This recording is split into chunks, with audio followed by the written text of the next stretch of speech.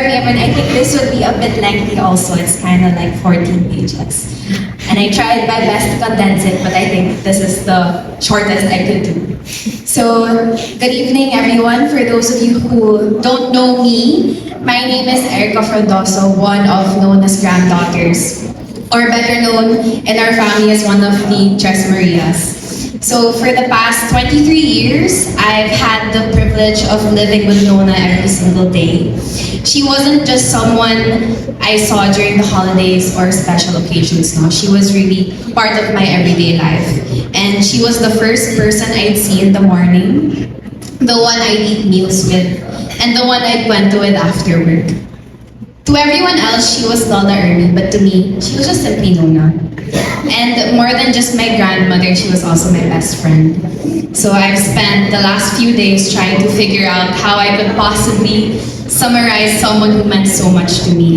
And honestly, after 23 years of knowing and loving her, I don't think describing her enough in this eulogy will do the life she's lived justice, but I will try my best. So, while I was trying to piece together what to say, so many fond memories, no, and emotions really rushed into my head that really made me smile, made me laugh, and even cry. So now if there was one thing that Nona loved as much as food, traveling, and online shopping, it was writing her name on absolutely everything she owned, and I mean everything.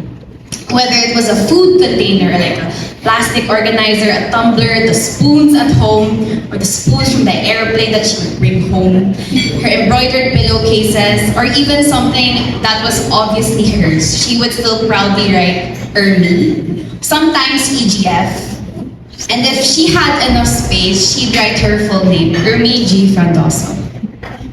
So it got to the point where if you ever found a random container in our house, you didn't even need to ask whose it was, because somewhere usually hidden underneath you would find EGF. And I think there's nothing more fitting than that.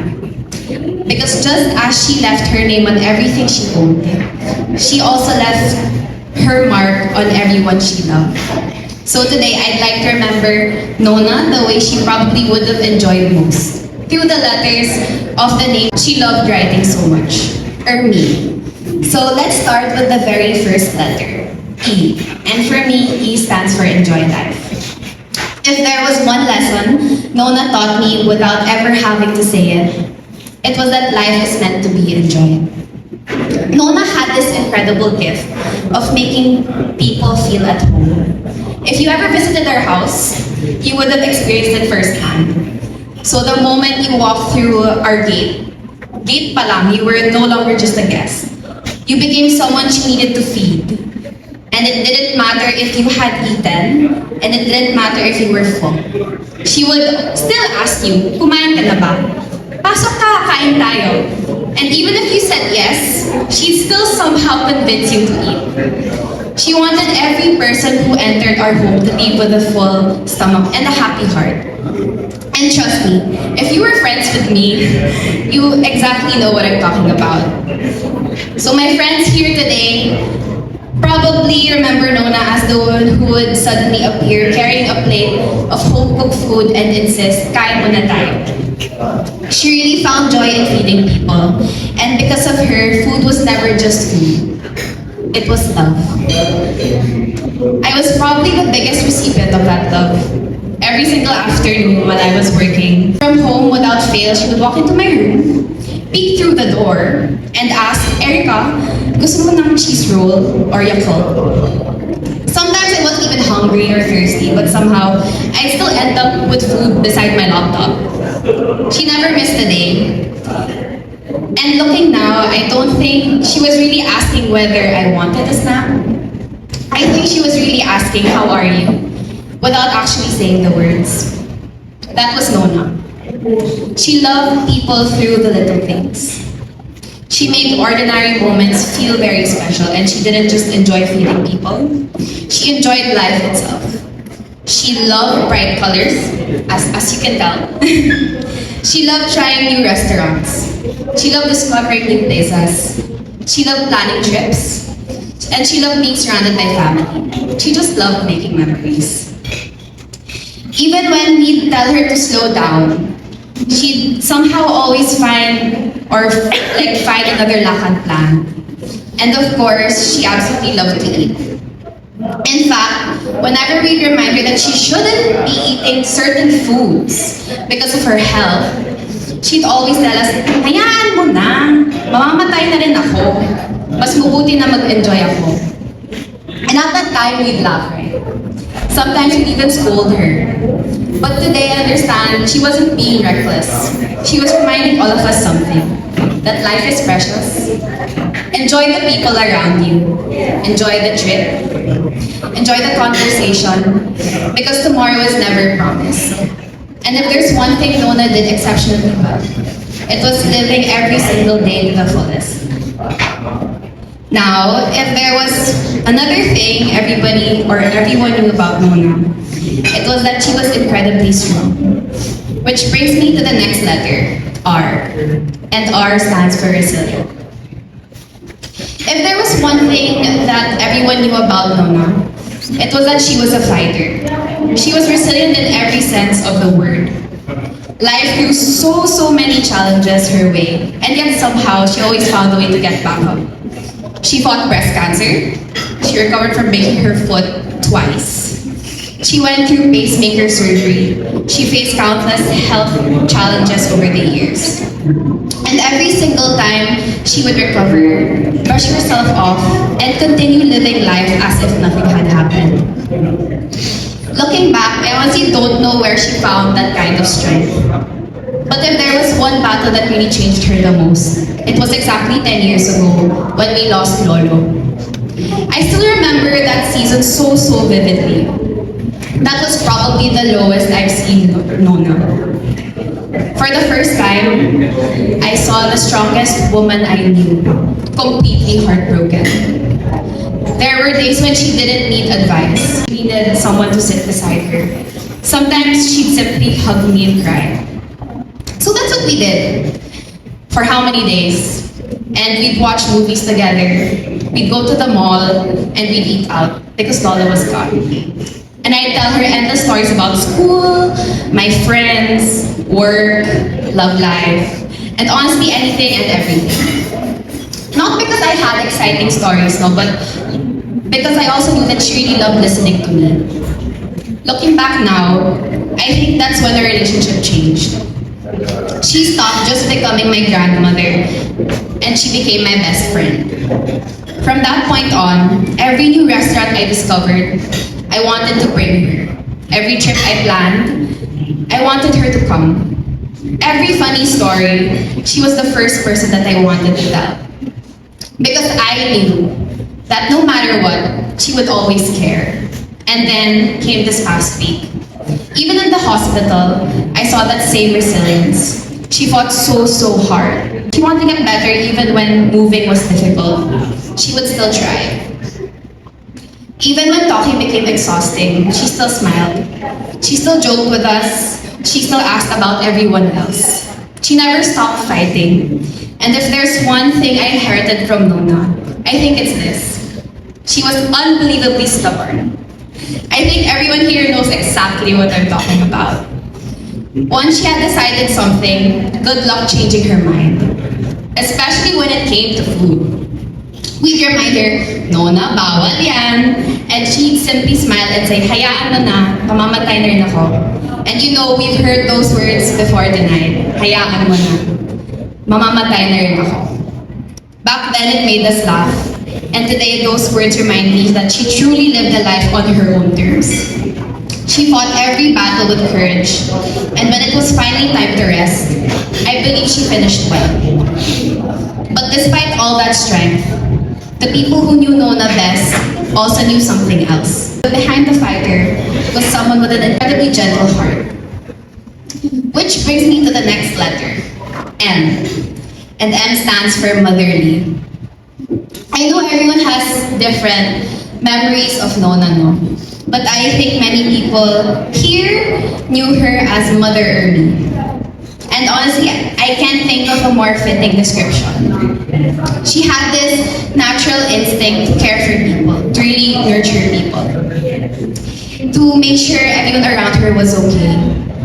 And while she was an amazing mother to her own children, I'd like to think she helped raise us too, the Tres Marias. Especially us. Growing up, Nona was always there. She drove us to our piano lessons. She brought us to ballet. And long before we knew how to drive, she became our personal driver. Swimming in Lancaster, she'd probably take us. Going to the mall, she'd also probably take us. Or if we're meeting up with friends, she'd also probably take us there. She's the reason I can never stay home for too long. So if you ever wondered why I'm always planning another trip, another coffee run, another lakad, you can blame Nona. Because staying home all day simply wasn't in her vocabulary. She always wanted to go somewhere, anywhere, as long as there was good food, good company, or something new to see. And the older I get, the more I realize how much of Nona lives in me. My love for traveling, my love for trying new restaurants, my inability to sit still, even the way I naturally care for people. So much of who I am is because of who she was and how much she loved me, and I will forever be grateful for that. Now, if Motherly explained how she loved people, the next letter explains how she lived her own life. Why? And Y stands for young at heart.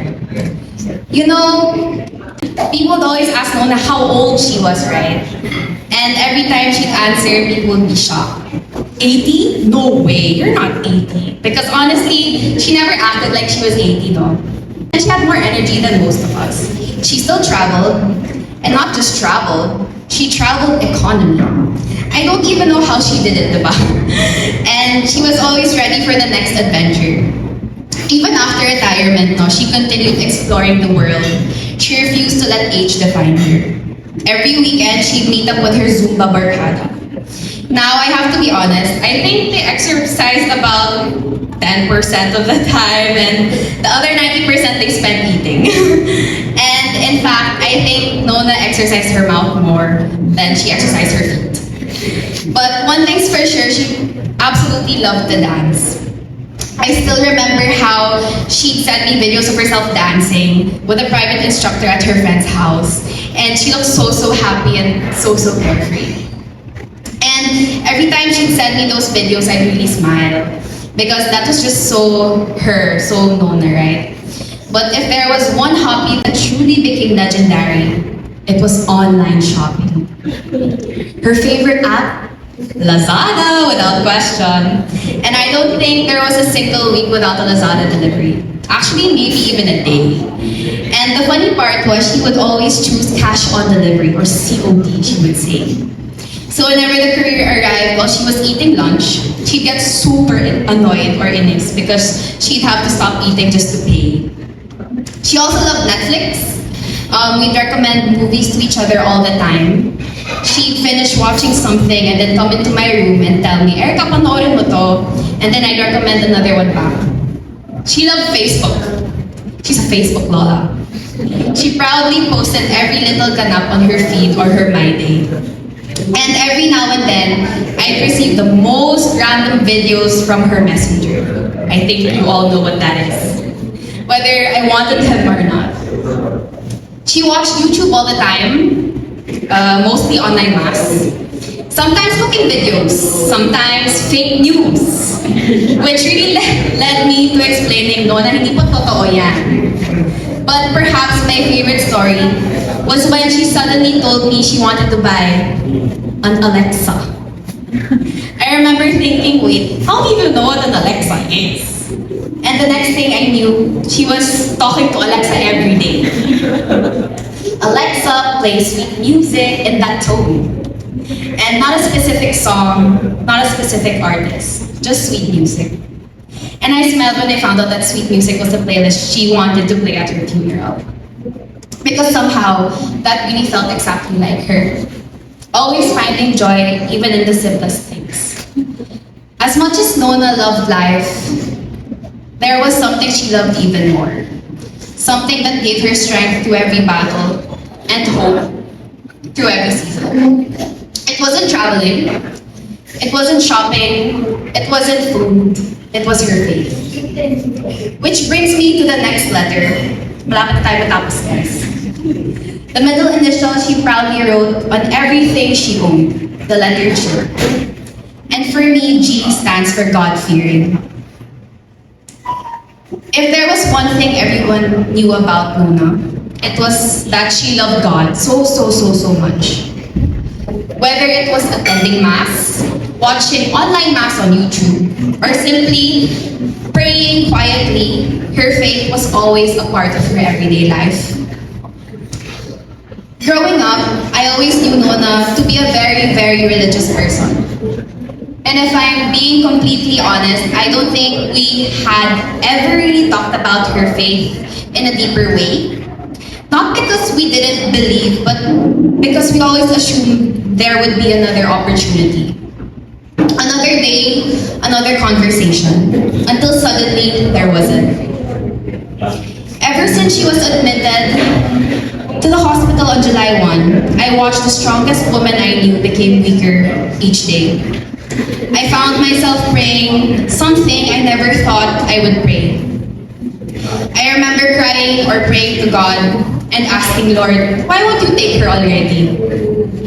Not because I wanted to lose her, no, but because it was breaking my heart to watch someone I love so much continue to suffer every single day. Watching someone you love struggle to breathe, watching them fight through every single day is one of the hardest things I've ever had to experience in my life. On July 5, I was meeting with my discipleship group online. I shared everything that had happened, no. I shared how scared I was, how hopeless I felt. And one of my friends, Rian, asked me a question that completely caught me off guard.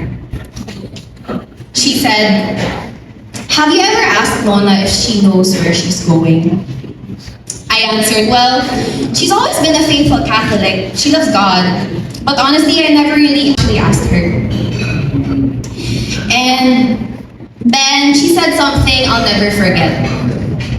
Maybe God still has one more purpose for keeping her here. That conversation stayed with me the entire day. So later that evening, after my D group, I went to visit Nona in the hospital. Just me. Where I sat beside her and held her hand. I asked her something I never imagined I'd ask. Nona, are you scared of dying? I asked her. She looked at me so calmly and smiled. Then she said, no, I'm actually excited to say hello to everyone. And I'm like, oh, nandyan ka pala, and stuff like that. That answer immediately gave me peace. But I asked one more question. Nona, do you know where you're going? She paused for a moment and said, I'm not sure. Only God can judge. So I asked her one final question. Do you believe that Jesus Christ is your Lord, your Savior, and your God? Without even hesitating, she looked at me and said, yes, of course, I believe. And I smiled. Because at that moment, I got to tell my best friend something that I hope every single person here gets to know. I told her, Nona, because you believe in Jesus, we don't have to be scared. We can trust Him, and because you believe in Him, I know that no matter what happens today or the next few days, you will be okay, and we will be okay. So you have nothing to worry about, okay? Then I handed her a short prayer that my friend sent me. It wasn't a complicated prayer. It wasn't about religion. It was simply a prayer of placing our complete trust in Jesus Christ and His gift of eternal life. I sat quietly beside her while she read it silently to herself in front of me. She took her time. She finished. Then she looked at me, smiled, and simply said, okay na. That smile is one I'll carry with me for the rest of my life. Because I saved my best friend. Before I left that night, I hugged her. I told her, good night, Nona, I love you. She smiled back and said, I love you too. And I never imagined that that would be one of our last conversations.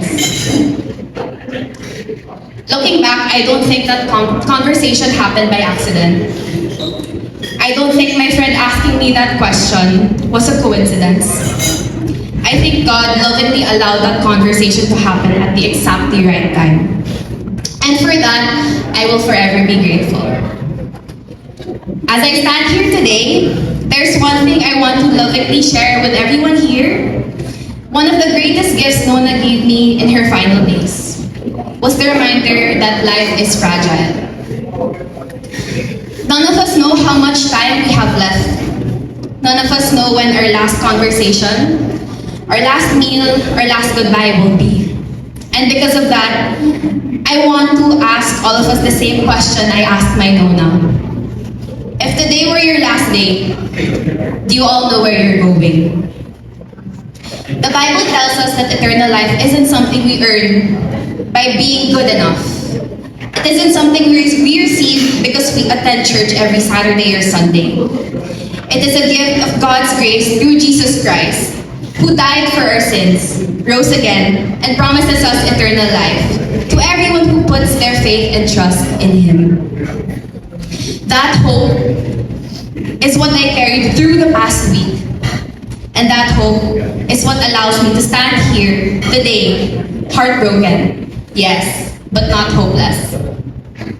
And speaking of hope, I'd like to end by sharing one final story. One that God used to comfort my heart. So last Sunday morning, I spent some quiet time with God. Like many of us, I had so many questions.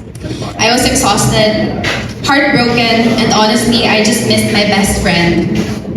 So I prayed, and I simply asked, Lord, is my Nona okay? As I sat there praying, I can't fully explain it Parang deep in my heart, I knew God's answer was yes. And that came with an overwhelming and unexplainable sense of peace. A peace that reminded me that Nona was no longer in pain. She no longer is struggling to breathe, no longer fighting, and she was finally at rest. Then later that afternoon, after I prayed, I was about to leave my house. I walked toward my car, and before opening the door, I noticed something sitting quietly on my windshield. It was the brightest, most beautiful yellow moth. A yellow moth, not a butterfly. Now, some people might say, Erica, it's just a moth. Maybe it was, but anyone who knew Nona knows how much she loved bright colors. She never liked dull. She always chose the brighter option, the happier option, and the more colorful option. So when I saw that bright yellow moth, I couldn't help but smile. Not because I believe Nona became a moth, but because in that simple moment, God reminded me of the peace He already had given me that morning. It became a beautiful reminder that although she is no longer with us physically, she is okay. And somehow that gave me the comfort I needed. And as I reflected on everything that had happened over the past few weeks, I realized something. The hardest part about grief is that we wish we just had one more conversation. One more meal, one more hug, one more drive together, one more Lazada package to receive, one more Facebook video she'd randomly send me, one more time hearing Erica, gusto mo ng cheese roll, one more Yakult, one more anything from her. And the most beautiful thing about being Christian is that our story doesn't end with one more. Because of Jesus, there will be another hello. The Apostle Paul reminds us this in 1 Colossians 4:13 to 18. Brothers and sisters, we do not want you to be uninformed about those who sleep in death, so that you do not grieve like the rest of mankind who have no hope. I love that verse, thanks to my friend Eddie, because Paul never tells us to not grieve. Jesus himself wept. Grief is normal. Grief is proof that you have loved.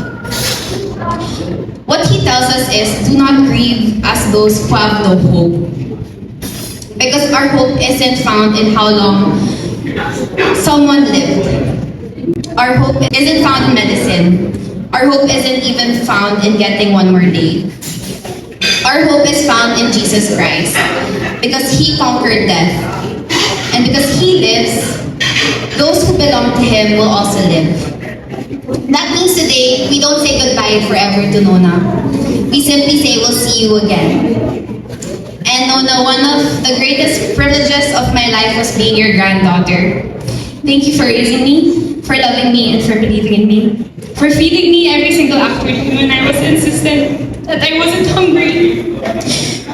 For every drive, every trip, every movie recommendation, every upload, every random Facebook video, every Lazada package, and every conversation.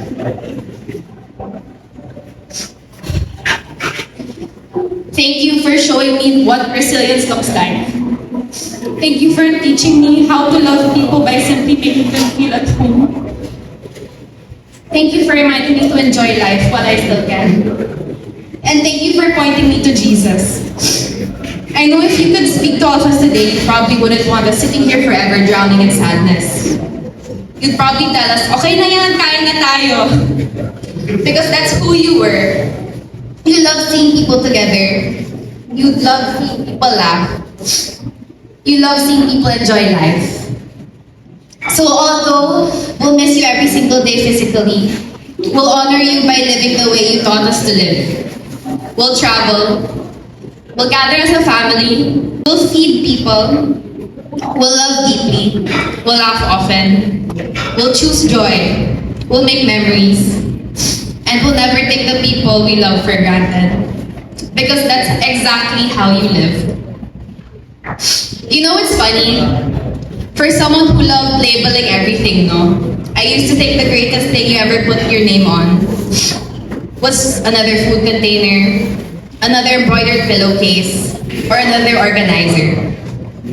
But I was wrong. The greatest thing you ever left your name on wasn't something you owned. It was us, Nona. Every single one of us carries a little bit of Ermi G from Doso. Your resilience, your generosity, your adventurous spirit, your love for food, your joy, your faith, your reminder to enjoy life while we still can. And as long as we continue living those things out, your legacy will continue to live on through every single one of us. I love you, Nona, wherever you are. Thank you for being my best friend. Rest well and say hello to Lolo for us. Until we meet again. Thank you, everyone.